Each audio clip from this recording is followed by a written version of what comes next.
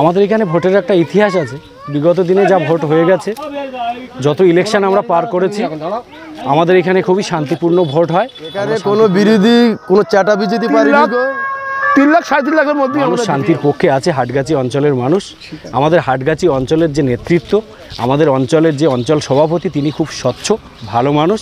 তানার বিরুদ্ধে কোনো রকম একটা অ্যালিগেশন নেই দুর্নীতির, কারোর 1 বিঘে জমি নিয়ে নেওয়ার, কারোর কাছ থেকে 2 হাত পেতে 2টো টাকা নেওয়ার এরকম অভিযোগ নেই আমাদের হাটগাছি।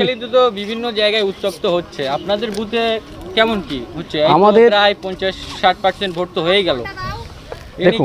দেখুন আমাদের বুথে খুবই শান্তিপূর্ণ ভোট হয়েছে। মানুষ স্বতঃস্ফূর্ত ভোটে সাড়া দিয়েছেন। ভোট খুব শান্তিপূর্ণ হয়েছে, কোনো রকম কোনো অশান্তি ঝামেলা আমাদের এখানে হয়নি। এবং আমাদের তৃণমূলের কর্মী যারা সক্রিয় কর্মী, আর সাথে সাথে আমি সেন্ট্রাল ফোর্সকে ধন্যবাদ জানাবো। সেন্ট্রাল ফোর্সের সুন্দর পরিচালনায় এখানে সুন্দরভাবে ভোট হয়েছে, কোনো রকম কোনো অশান্তি বা কোনো রকম অপ্রীতিকর কোনো ঘটনা ঘটেনি।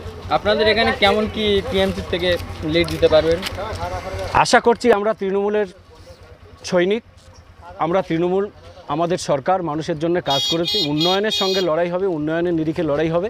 আমাদের মামাটির সরকার 365 দিন মানুষের সঙ্গে থাকে। কি আমফান বলুন, ইয়াস বলুন, যতগুলো প্রাকৃতিক বিপর্যয় আসে আমাদের সন্দেশখালী তথা সুন্দরবনে, সবটাই মানুষকে পরিষেবা দেওয়া হয়। মানুষের পাশে গিয়ে আমরাই দাঁড়াই। অতএব সন্দেশখালীতে আমরা খুব আশাবাদী। সন্দেশখালীতে আমরা তৃণমূলে ব্যাপকভাবে লিড করব এবং তথা বসিরহাট লোকসভা কেন্দ্রে আমরা হাজির। আপনারা কত ভোটে লিড করতে পারবেন? আশা করছি আমরা প্রায় 1.5 লাখের উপরে ভোটে লিড দেব। আর বসিরহাট কেন্দ্র থেকে আমরা হাজি নুরুলকে 3.5 থেকে 4 লাখ ভোটে ব্যবধানে জিতিয়ে আমরা পার্লামেন্টে পাঠাবো। বিজেপি তো বারবার বলছে যে সন্দেশখালীতে যে ইস্যু নিয়ে টিএমসি টোটালি ভোট পাবে না। দেখুন আপনি কি বলবেন? বিজেপি সন্দেশখালীতে বিজেপির কিছুই নেই, চাটা ফেলার জায়গা ছিল না।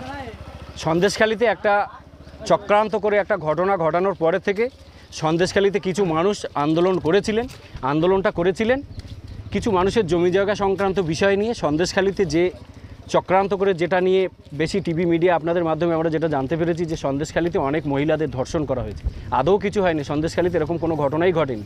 সন্দেশখালীকে একটা চক্রান্ত করে একটা চিত্রনাট্য বিজেপি তৈরি করেছিল। সেই চিত্রনাট্যে মানুষ বুঝে গেছে গঙ্গাধর কয়ালের মারফতে, যে গঙ্গাধর কয়াল যে চক্রান্তটা ফাঁস করেছেন, যে সন্দেশখালীর মানুষ বুঝে গেছেন। এর কোনো আপনাদের এখানে 60 থেকে 65% ভোট হয়েছে, আপনারা কত পার্সেন্ট ভোট পেয়েছে বলে মনে হচ্ছে? আশা করছি আমরা 60%-60%-এর বেশি পার্সেন্ট ভোটে আমরা জিতেছি।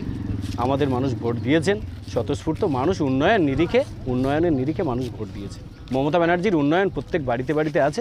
মানুষ সেইভাবে আমাদের স্বতঃস্ফূর্ত সাড়া দিয়েছে। রেখাপাত্র, সত্যি আমি রেখাপাত্র নামটা আমি কোনোদিনই আগে শুনতাম না। কারণ এই জন্যই বলি রেখাপাত্র হচ্ছে প্রথম প্রতিবাদী মুখ, এই কারণে আপনার কাছে জিজ্ঞাসা কি বলবেন?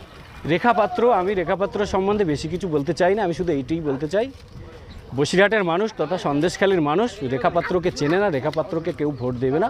রেখাপাত্র গোহারা হারবে, এটা